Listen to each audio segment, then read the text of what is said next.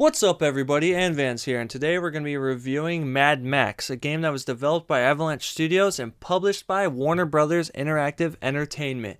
So let's go ahead and jump right into it. Alright, so let's go ahead and jump right into the gameplay, which is arguably the most important part of any game. So let's start with the combat. The combat to me felt extremely fluid. I really enjoyed the combat. It never got old. It was constantly satisfying. It's really easy to chain combos together, to dodge enemy attacks, to counterattack. It's not overly complicated, and it's not super sluggish feeling when you're actually fighting. It's super quick, fast paced. It actually feels really visceral. I loved it.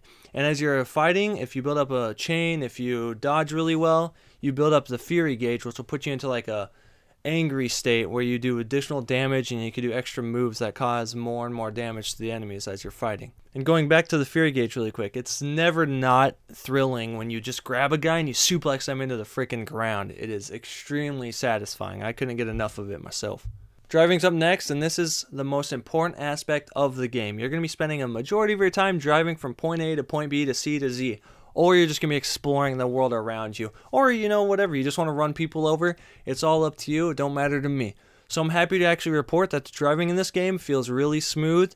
And it's got a really nice feel to it when you're actually driving around on the different types of terrain that exist within this game.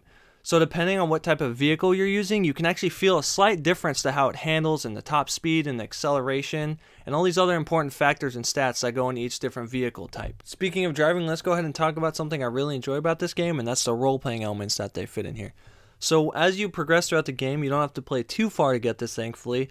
There's something called the garage, as well as something called Max, which is your character himself, where you can actually upgrade and adjust the different stats on your vehicle and on Max himself, which is really nice. It fits really well within the world.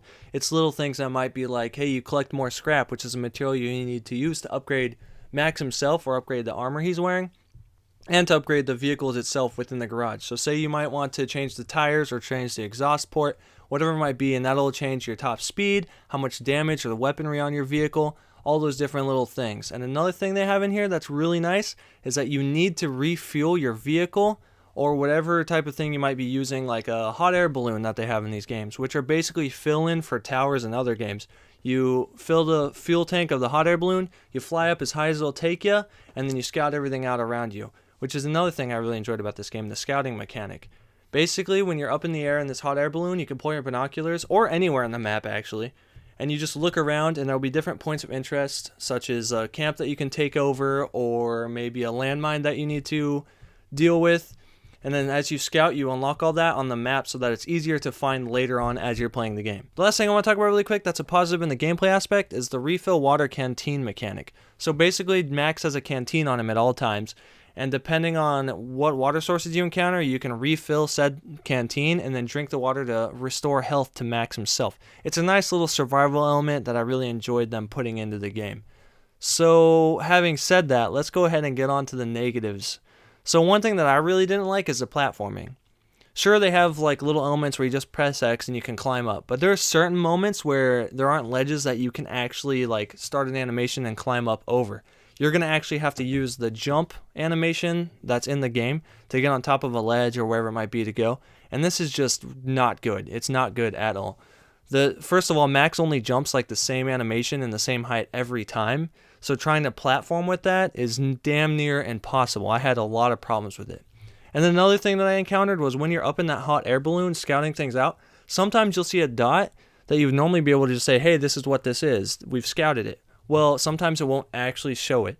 And it's weird because it's not stuff that maybe you can't see. It's like literally right there. And for some reason, it won't show up. I don't know if that's a bug or what happened there, but I found that to be quite annoying and a little bit tedious because that minigame, that little scouting minigame, isn't particularly fun after the first, 10 times. And then another thing that I didn't like is only the magnum opus, which is your vehicle, is what can fast travel with you. So say you're trying to clear out the landmines in this game, you can't take the one vehicle that allows you to do that and then fast travel. You have to actually pick it up from a stronghold and drive it all the way to the landmines. You can't fast travel anywhere. It's quite frustrating when you're trying to just get through that extra content as fast as possible. And finally, like the gunplay. The gunplay is, there isn't really much gunplay to be honest. You just either press the shoot button to quick shoot, which will auto aim and automatically quick shoot something, Or you can hold down the aim button and then it slows down time, and then you can slowly adjust to what you're shooting. It's not fast paced. It's not really twitch mechanic based. It's just kind of like tacked on, in my opinion. And then on top of that, the landmine little extra activities are not fun at all, because not only can you not fast travel, as I mentioned earlier, they're just, I don't know, they're just like stupid little decoys on the side that I didn't have fun doing at all, and I wish they could completely remove. Okay, let's go ahead and talk about the graphics now. And thankfully, none of the cutscenes are pre-rendered or like heavily CGI'd in this game, which means that the transitions into the gameplay are absolutely seamless. So you'll be going through a cutscene, next thing you know, you're driving the vehicle all hands-on. It's really nice. I really like that. The sand in this game, and I'm not saying it's too coarse and it gets everywhere. You know what I'm talking about. But it actually looks really nice. It looks good, and when you walk through it, you leave footprints. When you drive through it, you leave tire prints, and that's actually kind of important to me. There's also birds that you can see, like flying overhead just randomly, which is a kind of nice little touch. And then say you're just driving or walking around, you can see like a little piece of trash or a water bottle that's been completely drank from just blow right on by, which kind of adds the whole immersion thing. And they have a lot of little things that add immersion and atmosphere like that. For example, I saw like a tire toilet that they built. Or when you see a survivor, you can see that their shoes are made out of the bottoms of a tire. So they're just using whatever they can get to make materials that they can live with, in this hellhole that they're currently stuck in. And then they also have some great animations in this game. For example, if you fall too far, you might take a little bit of your health, and Max will be limping for a little bit because, that hurt his leg. Or when you're in combat and then you fight an enemy and you push them up against the wall, you can use the wall to deal extra damage to them. So there's a lot of cool little animations that I really enjoyed in this game. On the negative side, though, there are a few glitches that I experienced. For example, some items would be invisible. There was one section where a bus was completely invisible, but you could see the seats and you could see the trash that would have been on the bottom of the bus and then the broken windows, but the entire body was invisible, which was kind of funny. A few other things like that didn't pop in properly. And then I had several frame rate drops as I was playing. Most of the time that occurs when a lot of vehicles appear all at once on the screen. Sometimes it'll happen during like a boss fight or a big battle, but most of the time it's out when you're driving around and there are just too many things on the screen for it to load at once. I just really want to quickly touch on the aesthetics of the game as well, and I gotta say it's not particularly pleasing to the eye, and that's perfect for the setting that they're in. I mean, there's barely any water. They're in a desert. They're barely surviving. It's definitely very dark in the sense and tonally, but there's a lot of lighting in this game because you're constantly out in the open and it's daytime most of the time, and it looks quite beautiful in a very like dark and dreary manner. It's time to go ahead and tackle sound design a little bit here. So let's go ahead and start with the voice acting in this game. And I gotta say, it's all around pretty solid. There's nothing outstanding or particularly mind-blowingly good, but there's nothing that's bad either that I was just thinking, this is awful, we should totally replace this with some other voice actor. If I'd have to pick one standout, it would definitely be your companion Chumbucket. I really liked the way that voice actor did that character, and it fit really well within the world itself. And then the sound effects for everything from the vehicle sounds to the firing of your weapons to that satisfying sound that you get when you punch someone straight in the skull with your fist, they were all relatively on point. I didn't really hear anything that was completely weird or off point from what they were trying to get. So my personal biggest flaw with the game in terms of sound design was the music. There wasn't hardly any. Like, I don't really remember hearing a lot of sounds in the background as I was playing the game.